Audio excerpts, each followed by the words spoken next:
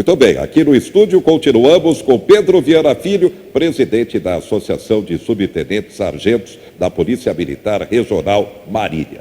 Bem, essa onda de suicídios entre policiais militares. A gente sabe que a Polícia Militar dá toda a assistência em termos de saúde. Como é isso, Viana?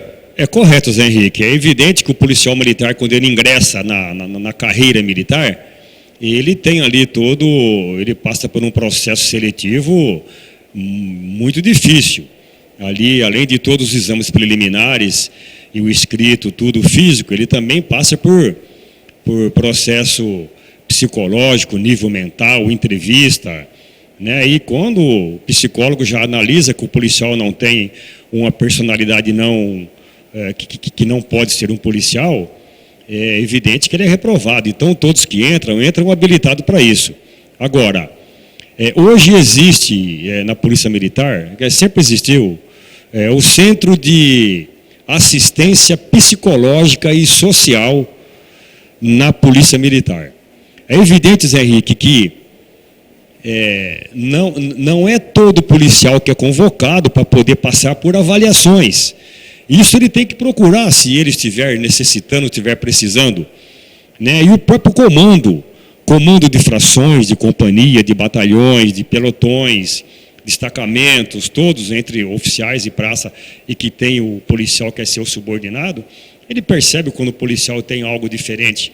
Então, aí sim ele encaminha o que está acontecendo, aí vai procurar saber. Mas no cotidiano do dia a dia, o policial não vai procurar e também ele não é assistido, Zé Henrique, escolhido aleatoriamente, vamos aqui, você vai passar por uma avaliação, ver como é que você está psicologicamente. Não ocorre isso, mas existe esse centro de assistência que dá o suporte para o policial. Aqui em Marília, por exemplo, nós temos aqui, na unidade de saúde, dentro do quartel, nós temos ali pessoas ali que são psicólogos, que são policiais militares, né? Inclusive tem praças, né? Não é oficial não, tem praça que é formado, devidamente credenciado e atende o policial militar nessa área quando precisa, quando há necessidade.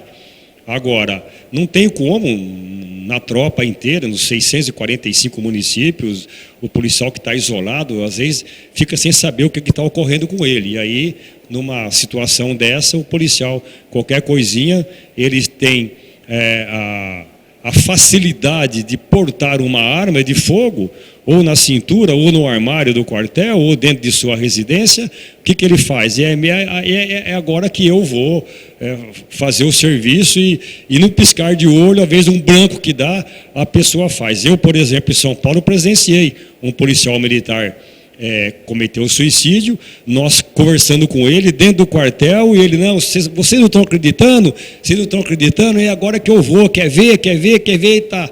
Puxou o gatilho e não foi possível a gente salvar esse moço na nossa frente. Quando eu trabalhei em São Paulo, eu presenciei esse fato. Mas, infelizmente, é isso que está ocorrendo, Zé Henrique.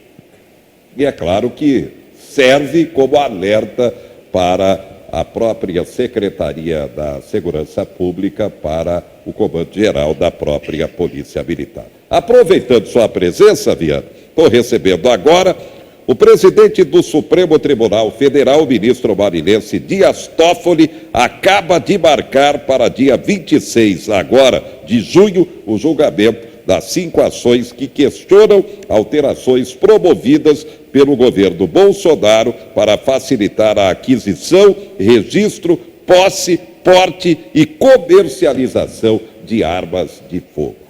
Sua opinião sobre isso, concorda ou não? Zé Henrique, às vezes é necessário e às vezes poderá o tiro sair pela culatra. Por quê?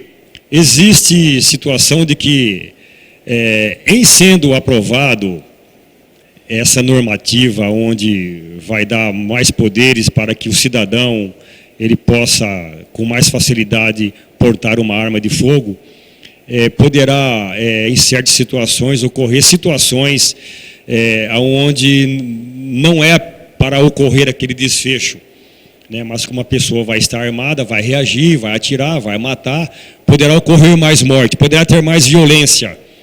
Mas, por um outro lado, o Bolsonaro também, ele está com boas intenções, ele quer deixar a população também mais protegida, porque a população hoje, ela vive numa situação muito difícil perante o alto índice de criminalidade que existe no nosso país, nas grandes cidades, nas grandes metrópoles.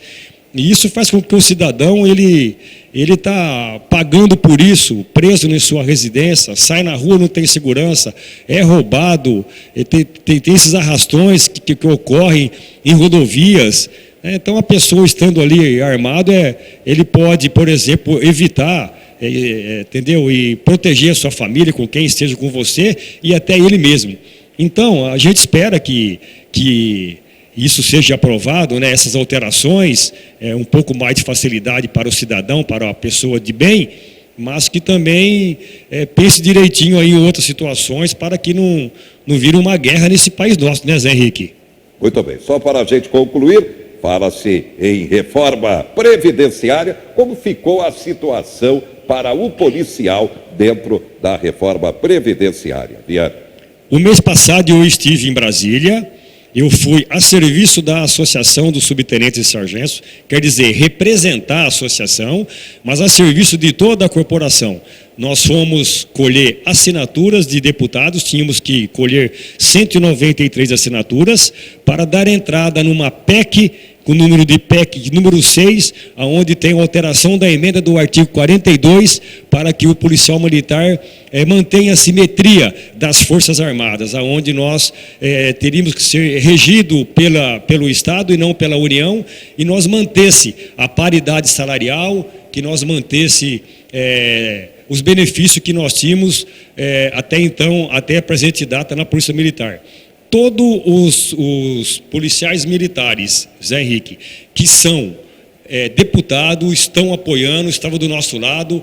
A gente teve todo o apoio lá em Brasília, inclusive o capitão Augusto, que é aqui da nossa região, e foi dado entrada e agora já foi aprovado para ser em votação esses benefícios, a gente continuar com esses benefícios. A única coisa que poderá ocorrer é o policial militar ter que pagar um pedágio de 17% de tempo de serviço. Então, se ele tem aí 10 anos ainda para poder cumprir de trabalho, 17% de 10 anos. Se ele tem 1 ano, 17% de 1 ano. E assim por diante. Então, nós conseguimos, graças às entidades de classe que trabalhou em conjunto, e conseguimos, então, para que a gente continue tendo os mesmos benefícios que até então é nosso, Zé Henrique. Muito bem. Obrigado, Pedro Viana Filho, presidente da Associação de Subtenentes e Sargentos da Polícia Militar Regional Marília. E atenção, destaques da economia. Mercado financeiro passa a estimar pela primeira vez a alta do PIB abaixo de 1% em 2019. O Bradesco já tinha previsto. Se crescer, a economia não terá crescimento maior do que 0,8%, ou seja, abaixo de 1%. Agora é o mercado financeiro. Com dívida de 80 bi, Odebrecht vai pedir recuperação judicial. Receita Federal liberando o primeiro lote de restituições do imposto de renda. No total, 5 bilhões e 100 milhões de reais para 2 milhões e meio de contribuintes, sendo quase 25 milhões de reais apenas para a área da Receita Federal de Marília. Cresce o número de brasileiros reincidentes na inadimplência, com pelo menos uma conta em atraso. Presidente Bolsonaro veta voos domésticos com bagagens de graça. Está aí a decisão, portanto, saiu. Destaques da economia. Outro assunto polêmico, no momento em que o tráfico de drogas, o consumo cada vez maiores, descriminalização do porte da maconha. O ministro Dias Toffoli marcou para 6 de novembro, a discussão pelo Supremo dessa questão. É polêmica a proposta, tem gente que realmente não aceita de jeito nenhum, mas é preciso levar muita informação à população. Por isso, ouvimos hoje o deputado federal Luiz Flávio Gomes, que é jurista e tem experiência para falar sobre esse tema, a descriminalização da maconha. O Brasil, até na década de 70, adotou a política de criminalizar as drogas, ou seja, punir o usuário com pena de prisão. Estava lá na Lei 6368/76. Essa política faliu, está falida. Então, nas décadas de 80, 90 e já no ano 2000, vários países do mundo começaram a buscar saídas. Quais saídas? Europa foi para a política de descriminalização com redução de danos, ou seja, problema de saúde pública. Na América Latina, vários países descriminalizaram, tiraram do campo penal e jogou para o campo terapêutico, Bolívia, Peru e tantos outros países. Uruguai e 5 estados dos Estados Unidos, recentemente, saíram da política de criminalizar e foram para o campo da liberação, liberou, está vendendo maconha oficialmente.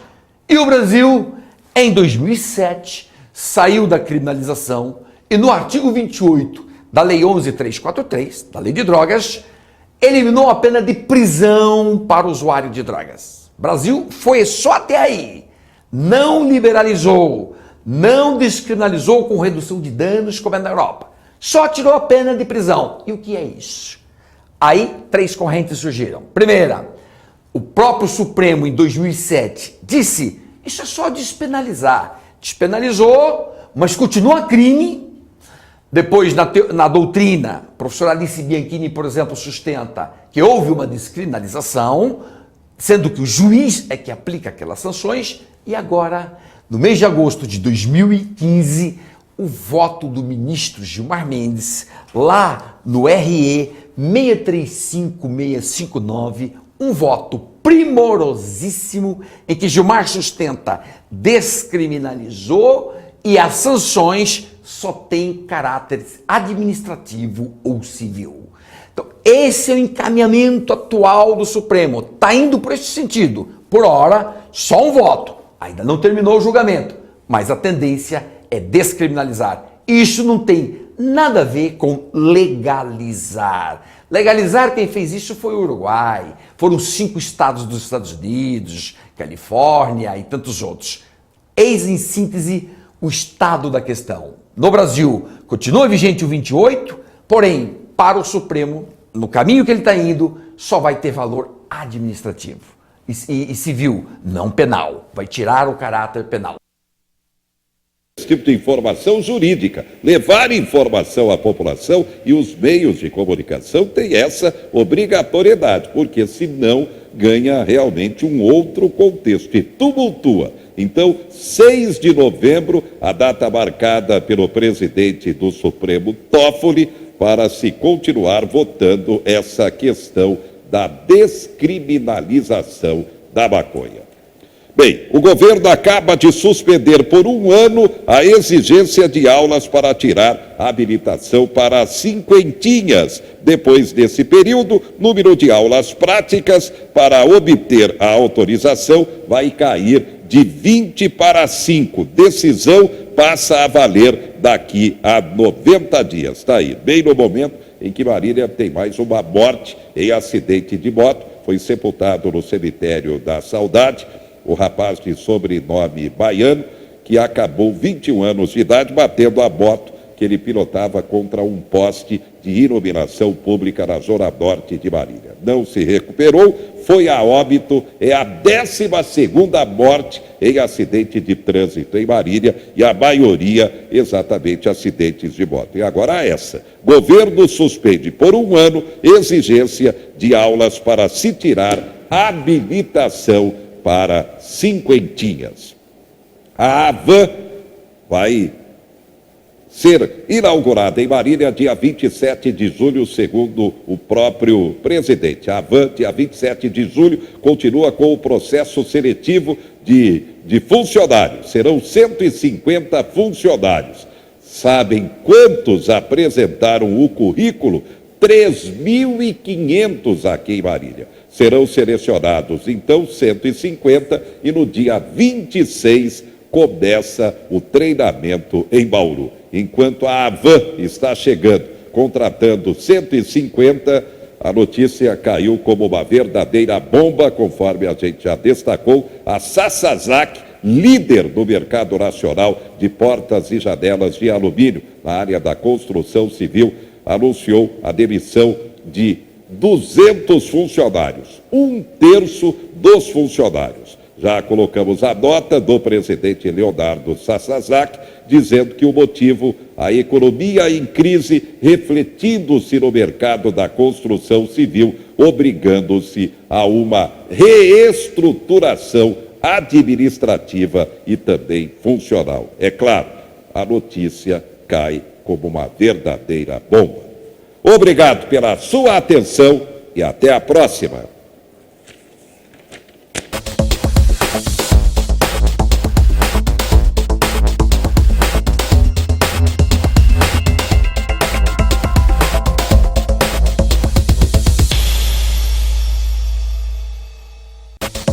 Quatro Notícias. Oferecimento Unimar EAD. Tradição e qualidade ao seu alcance. Acesse unimar.br. Taust, faz toda a diferença. E Menin Engenharia.